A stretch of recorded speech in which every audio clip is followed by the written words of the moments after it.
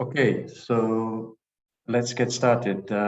Welcome to those who have joined. Thank you for joining wherever you're tuning in from. Hope you're enjoying World Water Week so far in its new digital home. My name is Robin Ward, and I'm a program manager here at the UNDP Seaway Water Governance Facility. And it's my pleasure of hosting you today on behalf of our session co-conveners. Co-convening this session are UNDP Seaway Water Governance Facility, UNICEF, WaterAid, and Oxford University. And I'm also joined by my co-host and colleague, Panchali Saikia, who will be helping with some of the moderation of the audience Q&A. Before we crack on, let's just let you know that this session does have live interpretation available, both in Arabic and in French, and the instructions for how to access that interpretation can be found on the session webpage, and we've also pasted the instructions in the chat. So let's get going. So today we are actually continuing a discussion that we started yesterday about fragmentations or silos, particularly between water resources management institutions and actors and WASH actors. So through this session, we're going to explore, what causes silos, why are silos so hard to overcome, how do we actually overcome them in practical ways, and what's in it for water resources management and WASH actors in cooperating. How does overcoming silos benefit each group of actors? In terms of the format of the session, we're going to explore this topic through an expert panel discussion, and we hope that you in the audience will also, join in that discussion. So please pose your questions in the chat box or on the poll function in the Pathable platform, and Panchali will be monitoring that and picking some questions that we can pose to the experts. And in terms of what do we hope that the audience will get out of this session? We hope you'll really be, inspired to cooperate more with your water resources management or your WASH colleagues or counterparts. But maybe more than that, you will have actually identified one or a couple of areas where concretely you think, that maybe this is an area where you could reach out to your water resources management or WASH counterparts and actually try and strengthen cooperation on that particular area. So with those few words, let's get started then. To kick us off for opening remarks, we're very privileged to have Kellyanne Naylor with us, who is the WASH Associate Director at UNICEF headquarters and is also the UN Water Vice Chair. Actually, she was with us yesterday, but due to the time difference between Stockholm and New York, she's actually pre-recorded us a message. So let's go over to that video now. Thank you.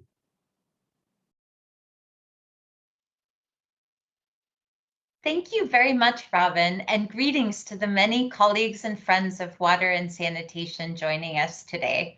My name is Kellyanne Naylor, and I'm the Global Director of UNICEF's WASH program, and I'm also currently serving as the Vice Chair of UN Water, which is the platform that coordinates the efforts of UN entities and international organizations working on water and sanitation issues.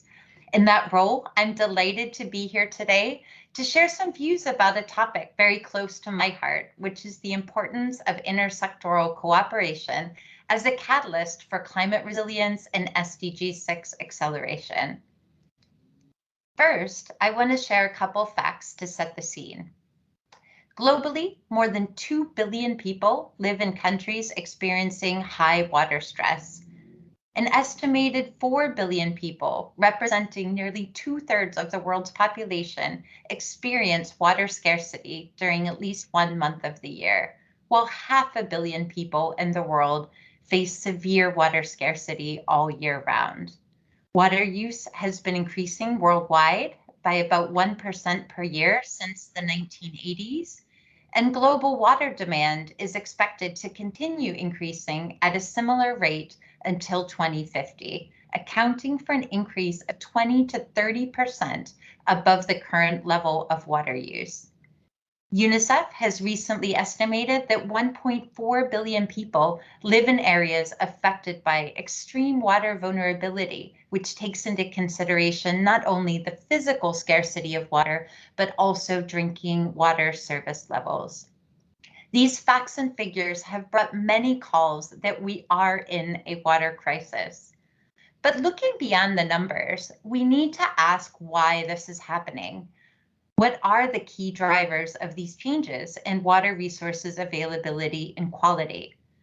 We can look to population growth, urbanization, and socioeconomic development. We can see ecosystem degradation, including through changes in land use. We see changes in climate, which are getting lots of headline attention, conflict, displacement, and migration, and ineffective water governance are just a few of the areas we can see. But while we have a better and better understanding of the problem, we now need to lead solutions. Addressing these drivers of change is challenging, and it's going to require a holistic and intersectoral response. If we want to achieve our common goal to realize availability and sustainable management of water and sanitation for all, it's essential that we are going to need to manage the competing demands for water resources and exploit the synergies between water uses, reuse and recycling, and ecosystem protection and ambient water quality. To do this, it's evident that we need to move past fragmentation and work more closely together across the whole of SDG6 and the water-related goals. I personally love looking at how by making these interlinkages between SDG6 targets, we can achieve this overall goal together. For example, if we increase access to sanitation under target 6.2, this must be matched by increasing wastewater treatment in 6.3. And if we are going to sustain good ambient water quality in 6.3 and healthy water ecosystems in 6.6.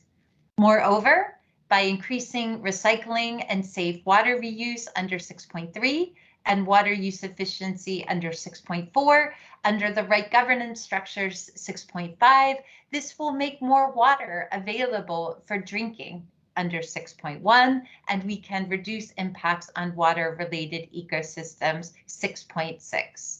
This is how we can achieve our goal together. While these interlinkages across the SDG6 targets may seem evident for those of us in the water area, there's a growing global acknowledgement that water is so fundamental for achieving many of our global goals, whether it's better health, ending hunger, increased gender equality, climate action, helping to preserve life below water, life on land are just a few of these areas where water is figuring high on the cross-sectoral agenda. We are really excited about this blossoming cooperation between WASH and WRM. This is really a big step forward. Now I'm going to pass over the floor to Robin Ward, the program manager at CWE, who will provide an overview of the WRM WASH integration and cooperation in practice. Thank you for joining today, and Robin, over to you.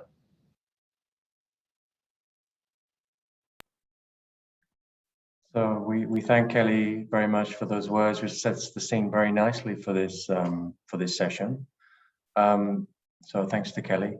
Now, before we head over to our expert panel to discuss this hot topic, we really wanted to give the audience like a bit of an introductory framing to the panel discussion. So here at the Water Governance Facility at CWE, we were actually commissioned by UNDP and UNICEF to undertake a study to examine, really to look into this issue of institutional fragmentation or silos between water resources management and WASH actors and sectors. But above all, to actually, study to identify ways and opportunities to actually overcome this lack of coordination, coherence, and synergy between the two groups. So the good news is that we found, many examples of successful cooperation between the two actors across the world and at different levels, from international, regional, national, and subnational. And also between very diverse sets of actors. So just some examples, we found good examples of cooperation on, for example, climate vulnerability and adaptation assessments, for example, in the Solomon Islands, in Maharashtra, India, on cooperation on drought early warning systems, over to Jordan, where there's a very nice initiative going on a roadmap for 2030 on domestic wastewater reuse in agriculture, which brings together, water, agricultural sectors, but then also the quite well-documented water funds approach, especially, which has been quite successful in Latin America. And there was a very strong case there from Quito in Ecuador. So as you can see from this slide, to try and make sense of all of the findings of these good, cooperation practices we found between the two actors and sectors, we tried to try and understand that and frame it in some kind of useful way. We tried to group these kind of cooperation areas, as we like to call them, into clusters. And we arrived at the kind of conclusion that there are maybe 5 main areas where we thought as the study group that cooperation is key to enhancing outcomes. And as you can see from this slide, those outcomes are: 1 is equitable water resources allocation, 2 is sustainable water management, 3rd is drought and flood disaster resilience, and linked to that also, but a bit more broadly, is also climate resilient WASH. And then finally, integrated water sector governance. Now, the reason I'm also mentioning these and showing this framework is because this is, in part has kind of inspired the framing of the panel discussion today. So we're going to talk and hear from the panelists on concrete ways on how, the two sets of actors can actually cooperate to enhance these outcome areas. So if we now move over to introduce our expert panel. We are very privileged today to have with us quite a diverse set of actors, both that will provide, perspectives from both the water resources angle, but also the WASH angle. So first up, we have Rob Hope, Professor Rob Hope, who is from the Smith School of Enterprise and Environment, the University of Oxford, and he is the REACH program director. So Rob's research focuses on new service delivery models to advance safe, reliable, and climate resilient rural water supplies. And thank you very much, Rob, for joining us today. Next, we have Chris Cormensi from UNICEF. Chris is a regional advisor for WASH for the UNICEF Office for the Middle East and North Africa. Prior to joining his current position, Chris worked in a number of other senior postings within UNICEF, including as Chief of WASH in Mozambique, also as Chief of the Water, Sanitation and Education Center in the UNICEF Supply Division in Copenhagen, but also Regional WASH Advisor for West and Central Africa region, and then also worked with UNICEF in the Democratic Republic of Congo. It's great to have you with us, Chris. Next, we have Dr. Swayam Prabhadas, often called Swayam. Swayam holds a PhD in International Relations. She's a Hubert H. Humphrey Fellow and also a Climate Reality Fellow.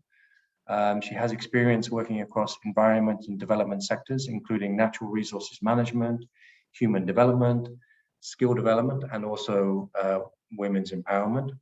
Swayam is presently working as the gender focal point for UNDP India, and the women leadership in the water sector has been her recent project. And Swayam believes that women are at the heart of the environment and development and are the true stewards of our blue planet. So welcome to you, Swayam. Nice to have you with us. Next, we have Dr. Meren Taye. Meren has a PhD in water resources engineering, and she is currently a researcher at IMI, Ethiopia, working on understanding issues of hydrological changes in water systems. Great to have you with us, Meren. And last, we have Felix Bevela, from WaterAid Ghana. Felix is a program officer and a community expert who has over 20 years of experience in international development work. He coordinates a range of interventions to deliver wash services to poor and deprived communities, and he is currently WaterAid Ghana's country program lead on the Securing Water Resources approach.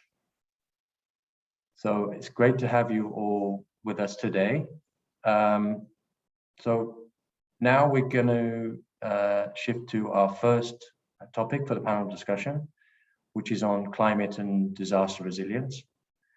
And then I would ask Rob from Oxford University and also Chris from UNICEF to join me for this discussion. So on this topic of climate and disaster resilience, you know, we often see water is identified as a key sector for climate change adaptation, including broader water management, including both watershed management and also water services provision.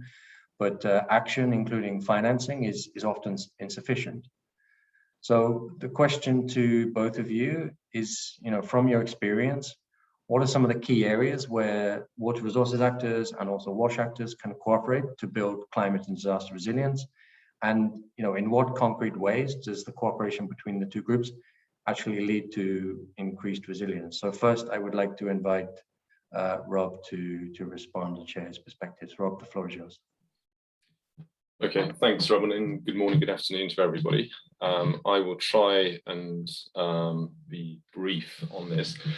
I think Kelly's sort of outlined some of the key areas, and obviously we all agree that cooperation is a necessary condition, but it's often quite an elusive or fragile or political dimension. And that works at an intersectoral level because people have different incentives in terms of how they're approaching their particular mandates, etc., across different areas of government, market, private sector actors, and also civil society. And I think we have to recognize that complexity. And one of the key things that we are particularly interested in, what then determines risks and responsibilities in this. If you are looking for greater cooperation, how are those allocated? And some of the work that we've been doing with UNICEF and other partners through the REACH program is looking at specific issues around this. So there's a system level understanding of the challenges we face around climate resilience, but then there are entry points that may be smaller but targeted that allow us to get to a particular outcome, rather than, you know, necessarily getting stuck in trying to work out the whole of the system complexity. So 3 areas that we've been looking at has been river pollution in Dhaka. It's one of the most heavily polluted river systems that many of my colleagues have ever studied. And we've been working to sort of understand how we can understand where the risks are and how different social inequalities emerge through that. Working with governments, UNICEF and other partners around that approach. In Africa and some of the semi-arid, arid areas of Kenya, we're looking at aquifer conservation and management. This is increasingly, you know, whether you want to call it a nature-based solution these days or not, aquifers, as Chris will know, given his remit and his regional area, are incredibly important that they're protected and managed extremely well. And that brings a whole host of different actors together. So we've been trying to work with areas around that. And then the final area that I'd say a little bit more about is issues of reliable water in rural areas that a lot of my work is focused on, particularly under climate shocks of droughts or floods. And obviously in the recent pandemic, trying to ensure rural systems keep on delivering water, given all the many components of that. And we've worked with a number of partners, particularly the Uptime Consortium in 5 countries in Africa, trying to develop a common contractual model that keeps the financing flowing. And so it's early days within that approach, with sort of about 1 million people are served in these 5 countries. And we're trying to engage other government actors within that as we move forward. And one of the challenges and the weaknesses of where we are at the moment, there isn't strong government engagement with this. So we're doing work, there's good cooperation around that, but we are taking time to get government involved in that. And that speaks to the wider the wider and final point that I think you need patience within these partnerships. These things won't happen overnight, and sometimes, you know, the project cycles that we might work with are completely inadequate for the nature of the problems that we're facing. So I'll pause there and hand back to you, Robin. Thank you. Thanks very much, Rob, for your intervention. So yeah, you mentioned, Chris, and the importance of aquifers in MENA region. So let's head over to Chris for his perspectives. The floor is yours. Thanks, Robin. Yeah, following Rob, I think it's pretty clear that we understand, you know, as practitioners in this field, that water resources and wash are interlinked, and we can't provide, you know, sustainable water and sanitation services without integrating all the key risks at the planning stage. One of which is, of course, water resources. I think so. The question, as I understood it, Robin, was how do we bring people together? Where are the points where partnerships, like Rob was mentioning, can happen? My feeling on this from past experiences, and then here at my current role in the Middle East, is it's really at that planning stage, whether it's upstream planning around policy or infrastructure planning at the start of a project. But we have tools for this.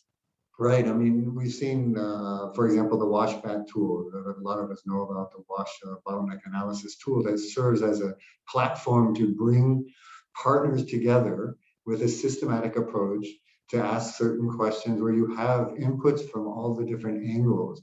We've done washback in this region now in a number of countries, Iraq, Djibouti, Iran, state of Palestine. I think these platforms are the key to making sure that we take a holistic approach. So we have the washback tool, for example, that I just mentioned. We also have the WHO water safety planning tool, right? Or the newer climate resilient WSP.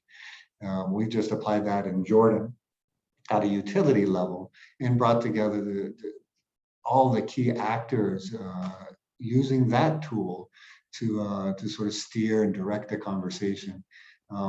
We also are supporting, for example, in Lebanon, a groundwater management plan. Again, obviously not purely just a wash actor event. We need to make sure that people come to these platforms that we create from all of the different sectors with their expertise. Even down to the project level, I think there's space for it. For example, if we're doing the ESS work, the environmental social planning, that's another great platform where we need to bring in different perspectives before we start a project, which is of course embedded in these bigger sort of policy discussions that I just mentioned. I think you mentioned Jordan. One of the things I like about, I went on a recent mission here in Jordan to Zatari, and Zatari had, you know, this is one of the most water scarce countries in the world, right? So the country is hosting in camps some 110,000 people. And of course, the big one, Zatari, which has about 80,000 people, when this was initially constructed, the government took a very strong line on water resources, on pollution of the basin and the groundwater table. And through a lot of progressive infrastructure investment, that now has a system for 80,000 people in Zatari that have household water, household sanitation. But also it has a integrated wastewater treatment and reuse facility. So the water goes through the system, comes out the other end, and is used downstream by community members for farming. That wouldn't have happened without platforms to have discussions at the planning stage on how do we make this work for the context, and making sure that all expert views are included. So I'll pause there. I think for us at UNICEF, we have a WASH Climate Shift initiative. This is becoming, it is part of this work that we're doing. Everything we're doing now has to have this angle. You know, the priority is how do we as development partners, as government partners, develop sustainable, resilient WASH systems, and certainly water resources is absolutely critical to that. Thanks. Thanks, Robin. Thank you very much, Chris. And thank you to both of you for joining us. We'll, Rob, please stay with us for the next question, but we'll hopefully come back to you later, Chris, to share some more insights. And please, audience, you know, if you have any questions about this topic, please start, you know, thinking about them, formulating them in the chat box, and we'll try and make time for those later on. So yeah, moving on to the next topic of discussion. We want to look kind of a bit at equitable water resources allocation, and within that, kind of more from an equity and inclusion kind of perspective. So Rob will join us to respond to this question, but also I would like to invite Swayam from UNDP to join us. Welcome, Swayam. So yeah, so the question really is to both of you: how can broader participation of marginalized or underrepresented groups actually contribute to cross-sectoral collaboration and actually ensure greater attention to equity and efficiency in IWRM and also WASH planning? So Swayam, I think first over to you to share your perspectives, please. Thank you so much, Robin. We have already heard Rob and Chris talk about the major constituencies of water, climate change planning. And I'm going to put our focus today onto the role of women and the marginalized communities and how there's an interplay between the NRM issues, the water resources management and WASH, and how it affects the women. And as you would know that women and men have different needs and priorities when it comes to water. Gender dynamic symbolizes the differing levels of priorities in usage, access, and control of water resources and supply services. And women are actually very central to this intersectionality between water resources management and the WASH component. And that also stems from what we saw at the COVID and post-COVID recovery stages, is where women are at the helm of it. And if you don't have water, then it impacts their lives very drastically. In most of the areas around the world, we have seen that we are facing a lot of water scarcity. And so much so true for India, where women have to carry water long distances. That actually impacts the time that they spend to take care of their families, for their education, and also to do their own household needs. So putting women at the center of provisioning is actually a good thought. It's a good idea because they understand better on how to provision it within the domestic consumption as well, which is either cooking, drinking, washing, or sanitation. So they have that perfect sense on how and how much water can be needed in a more efficient and effective way. And health, for a woman, water is a very important constituent, and also it contributes to your sanitation as well. And taking you to a little journey that we did with CV and with the National Water Mission Government of India, we looked and we worked with a range of partners, including WaterAid, IMI, Oxfam, and others in the country, and we identified 41 women water champions. And these women water champions are incredible with their work at the grassroots. They have taken on the responsibility of actually ensuring that there is safe drinking water for them for the domestic purposes, as well as for the agricultural needs as well. So they are trying to manage both the domestic usage as well as the productive uses. And I'd like to share with you very short and crisp case studies. We have 41, so I have tried choosing the best ones for you, but I would really encourage you to look up the entire list. And this is just a very small effort that we have made, and we would have more in the country. So these are the 41 women water champions that we have identified. And I'm just going to introduce you some of them to you. Chandrika Kisan, she's a 31-year-old woman from a tribal community in Orissa, which is in the eastern part of India. She served as the second in command of the local self-government. And she was very instrumental in regularizing the water supply, the piped water and tube wells in her community. She worked towards quality testing and facilitated women participation in village level meetings. And interestingly, she's also a tube well mechanic, and she loves doing that. So taking it to the other spectrum is a young and dynamic student from Rajasthan who's also working with the communities, and she is Gayatri Sharma.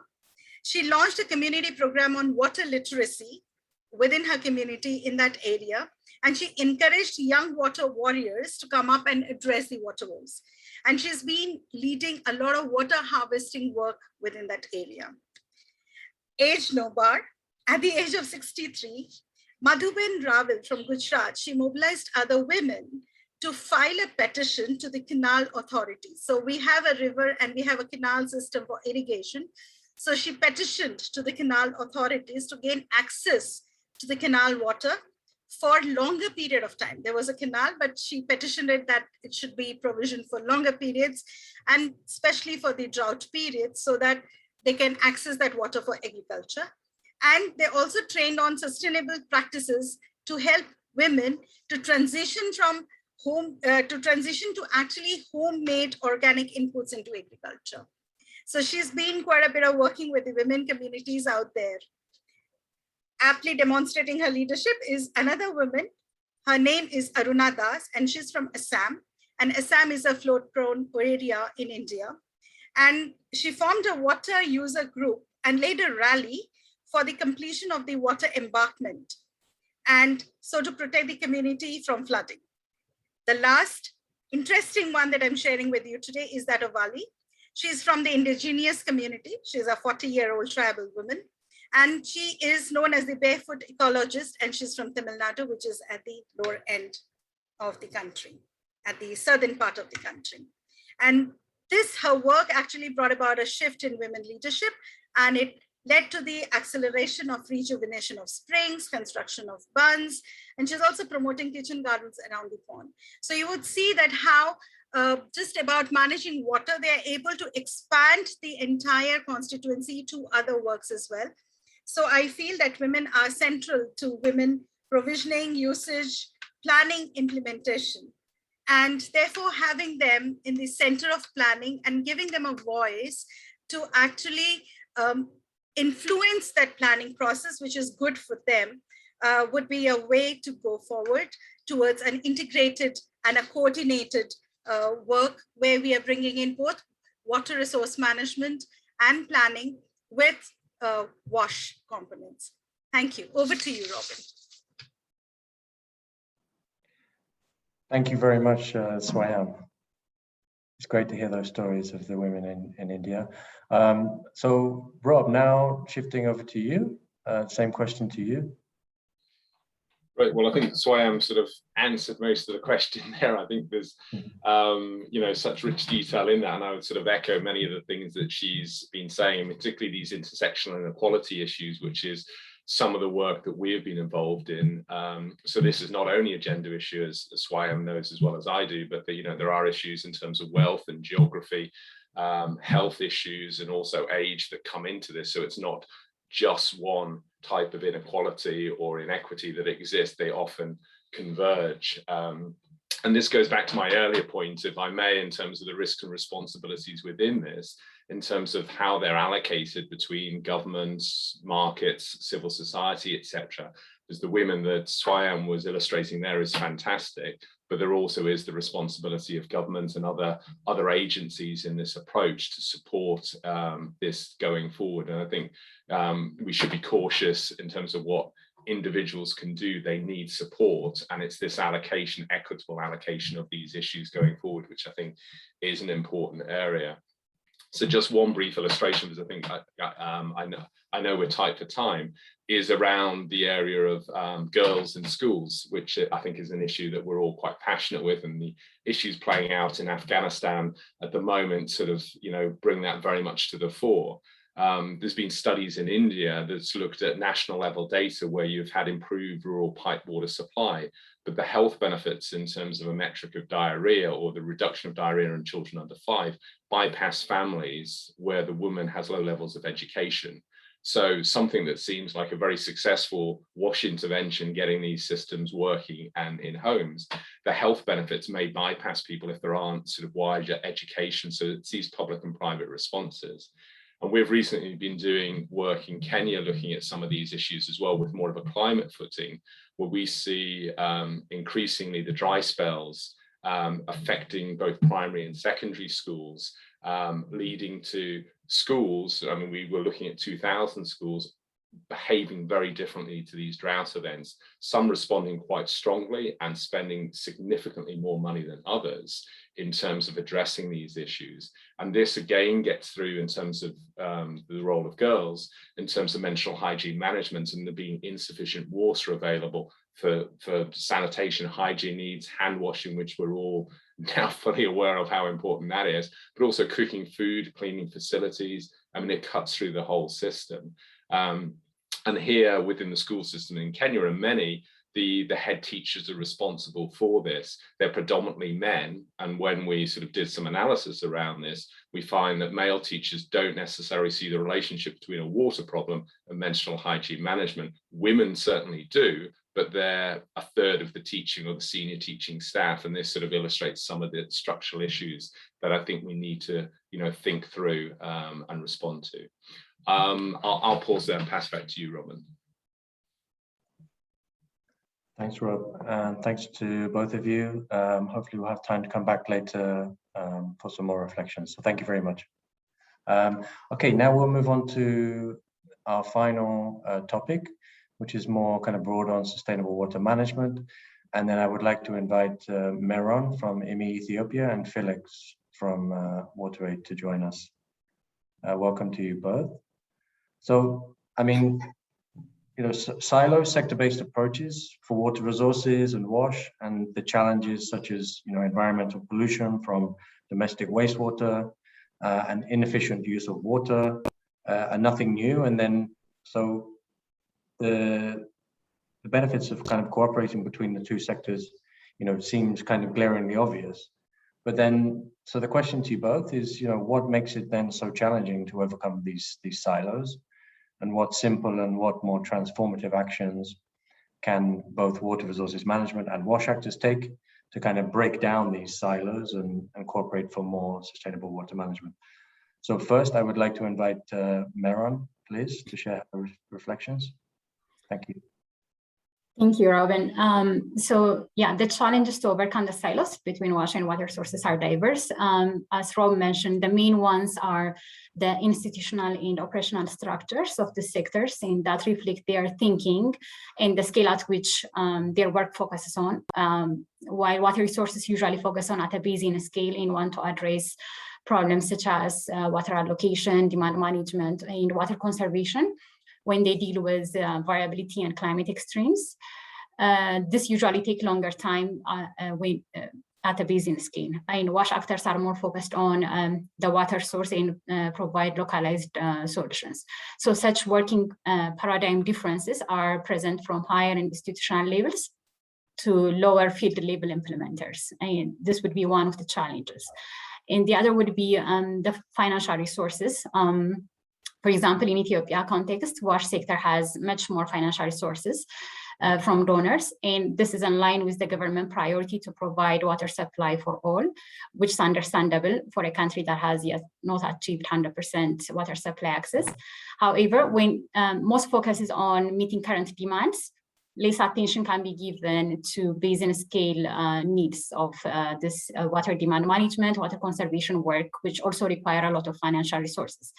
And if this is left unaddressed, it will have implications on the sustainability of the water resources in a changing climate. So financial resources are the other issues which keeps the silos. Another would be the educational system. For example, if we look at the professionals we train with the current education system, I think they are also in their own silos. Most water resources curriculums may not have WASH relevant courses and vice versa. So this will be reflected when these professionals go out of school and start working on the ground.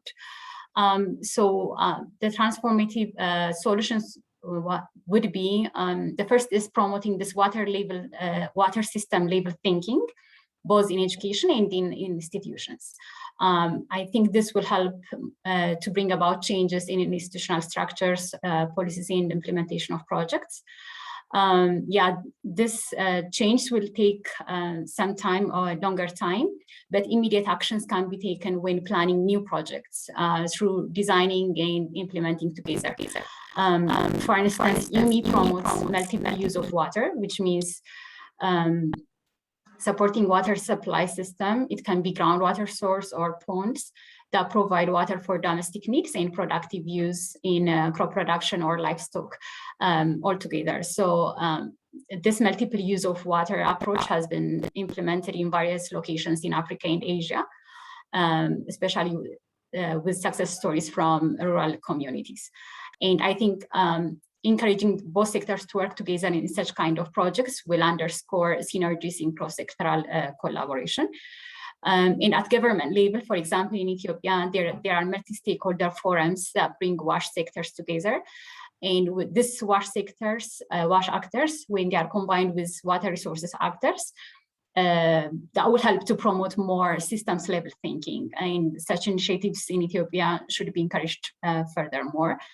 An addition would be on the funding agencies. And funding agencies, instead of being interested in short-term development goals, if they demand sustainability aspects in their projects, in the projects that they fund, that would be also helpful.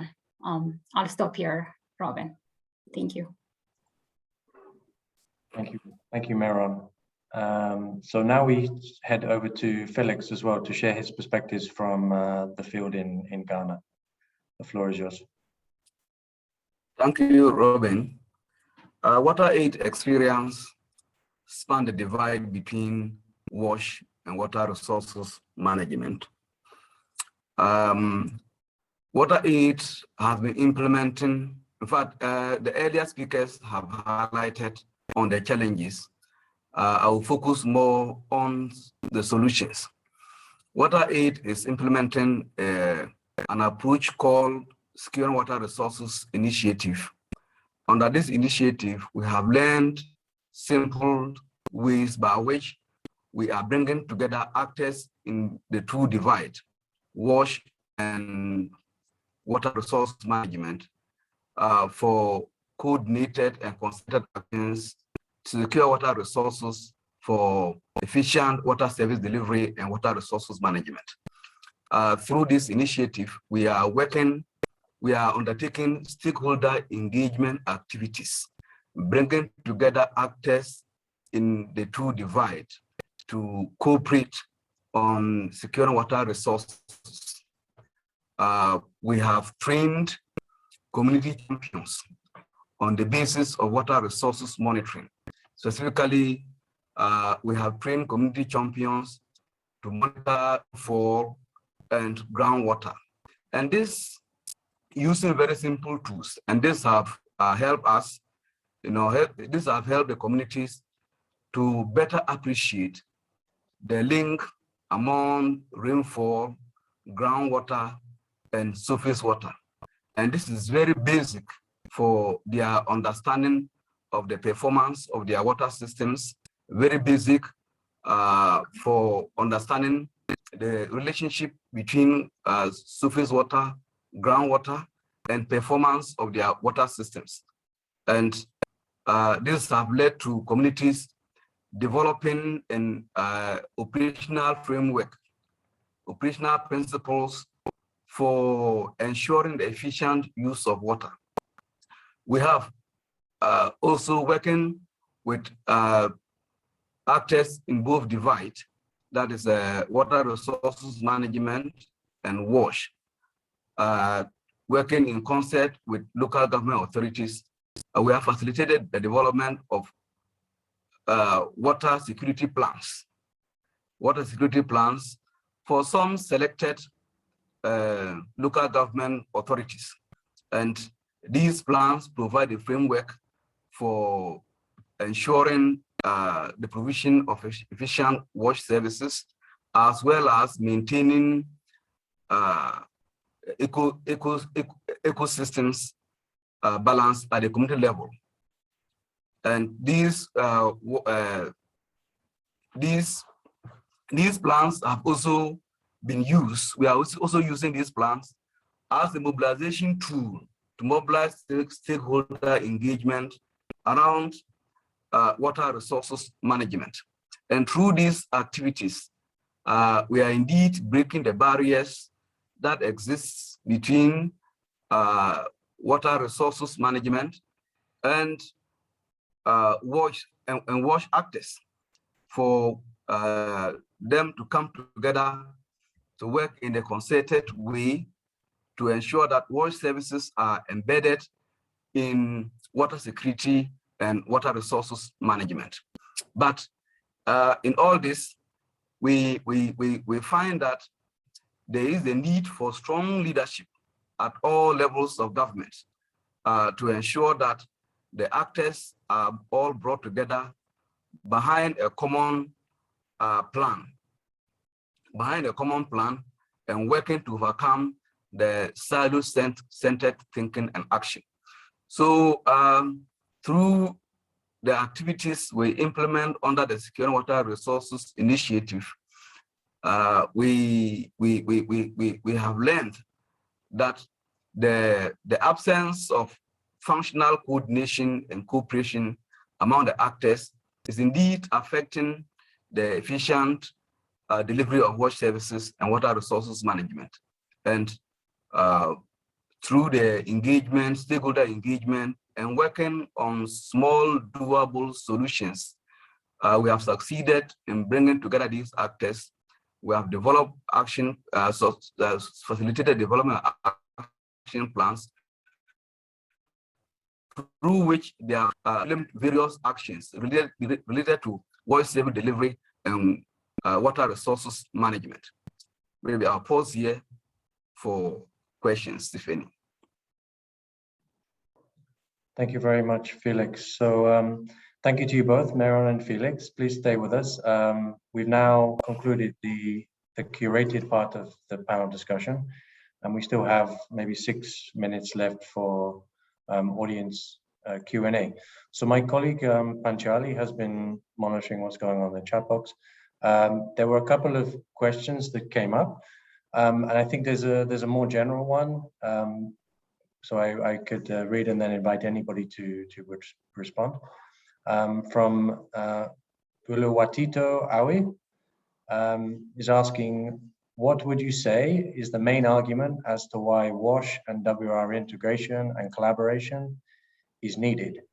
And who would be the main stakeholders to ensure this outcome? So I think really wanting us to, really get to the crux of the matter and give a very concise answer on that. So I can invite anybody from the panel to respond to that. Just open your mic and you'll come up.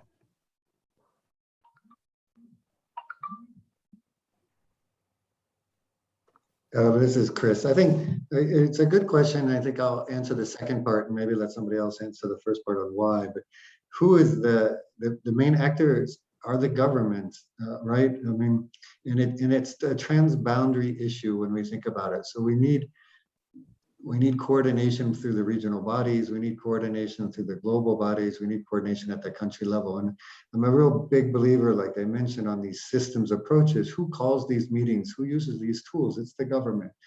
We have responsibilities as development partners, like UNICEF, to make sure that we're inclusive.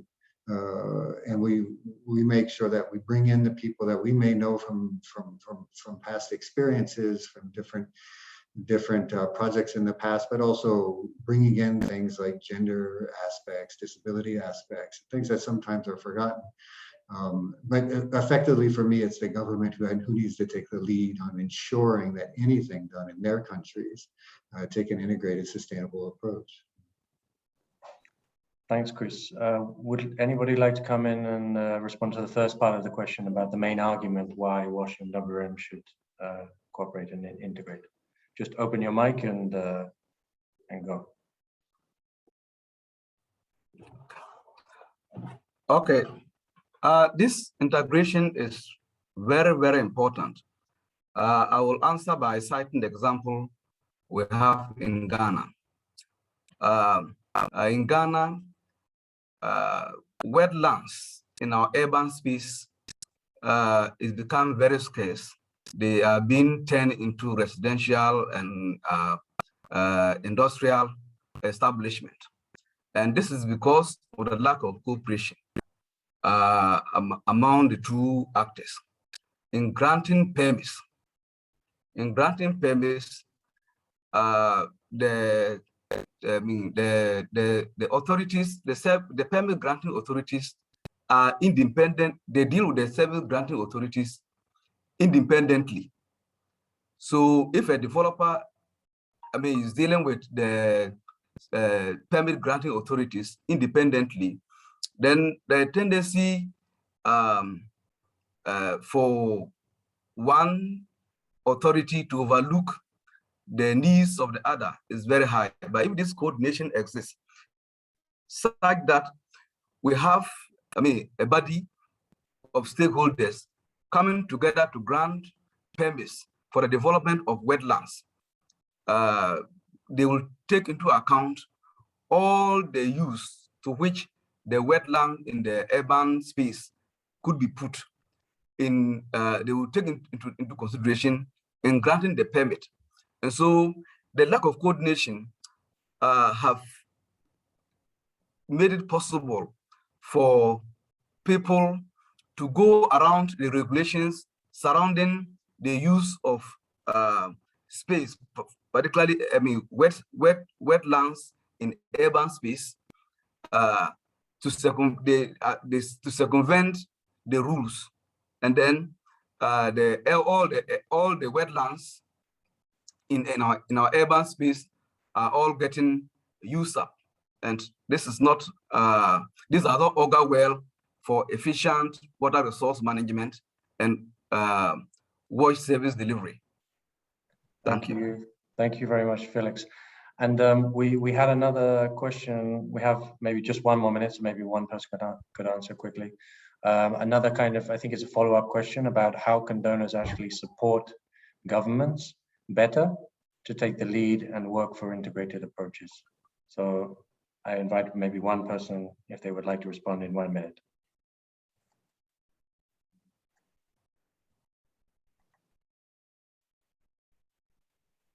Otherwise, oh, okay, Mira. I just want to say, so for example, donors that work more on the wash sector instead of supporting only providing drinking water supplies, they also help in providing funding sources for ecosystem services and in conservation of the watershed management and so on. They can support that kind of activities at a basin scale. Thanks.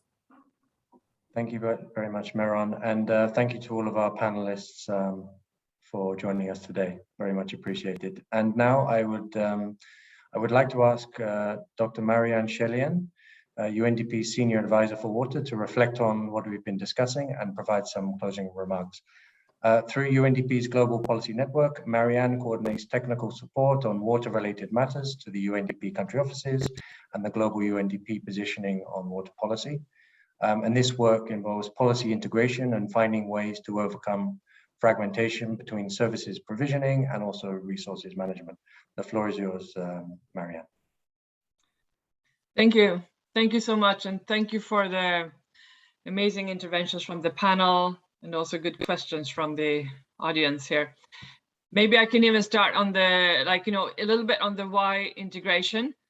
I think also that climate change is really putting our both water resources management agencies as well as water service providers on the spot in terms of increasing integration. The existing challenge, like in wash provision, is not just about putting the pipes in the right places, but really the water resources availability has come much more to the fore now with increasing water variability. And also on the other hand, where we have the broader basin scale, or looking at how we manage the water resources with increasing variability and scarcity and shortages, there are many more hard choices and trade-offs and competition for different water uses. And I think this is also helping to bring WASH into the integrated water resources management as one extremely important actor in how, both working in urban and rural areas on how water is used between and within sectors, and many times over, of course. So I think the need for integration is actually, it's always been there, but it's become harsher with the climate change. But still, of course, as highlighted by Robin and many others here, even within the water community, we have fragmented institutional responses between water resources management and the provision of services. And I mean, as to the reasons, some of these silos, I mean, it may be just some mere lack of information or too narrowly defined mandates, but it can also be the diverging interests or competition for power, and also more difficult areas to overcome, which may also then be when different finances support different areas. It is even more challenging to overcome the existing barriers to cooperate and share your information and intention and work with others. But just understanding those constraints, I think it's a first good step towards a solution, and also to identify issues that are of concern to the different constituencies. And I think there, for example, in the beginning here, also discussing the climate and disaster resilience, Rob and Chris, they identified some of these joint issues where like different actors were able to organize around, for example, the integrated water reuse. It really requires, if you have household water used to be reused in agriculture, you need to have all the actors involved from the planning board. Also, as highlighted, like the management of groundwater is something that really brings in the connection between water resources, sustainability, and the sustainable water services. And I think this is something which Felix highlighted also in relation to water aid's work in Ghana. Training community champions to monitor the groundwater is a way also connecting the whole water use to the sustainability of the water resource. But of course, also who we involve is critically important, and there Swaya made a great intervention about the importance of involving women in planning processes and highlighting, well, the struggles also, but also the successes of women water stewards from marginalized communities. And it taught us that also women-centric approach is indeed a people-centric approach, and a way to channel the ideas, knowledge, and commitment of communities. But to make that work also, as highlighted by Rob, I think it's also, we have to look and be very conscious about the structural issues and how the power dynamics in society play out.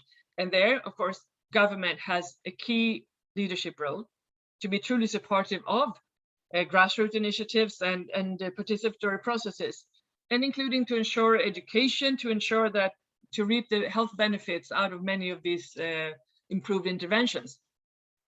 So we have also there the really important, also as found by WaterAid in Ghana, also like we need to have functional coordination mechanisms. And so there it's so we need both like donors, governments, as well as involving people, men, women at different levels. So, and really what's in it, I think we are running to the end of this session. So I'll just say that, like, really focusing on the people, helping us all to unite on the higher level goals of what we're trying to achieve, may help us also now in this pressure time with climate change. So I think to listen to stakeholders, think beyond your own mandates, and work jointly on the broader pursuits. So thank you so much, and back to Robin.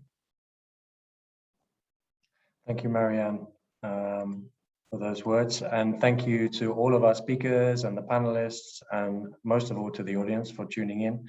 We've got a little bit over time, but not much, so hopefully you can make for your next session. Yeah, we really have enjoyed hosting these two sessions yesterday and today, and we have noted the questions that have not been responded to in the chat, and we will hopefully get the panelists and speakers to respond to you in due time. So just a big thank you to everyone involved, and enjoy the rest of your World Water Week, and hopefully we continue the discussion. So thank you very much. Goodbye. Thank you. Thank you.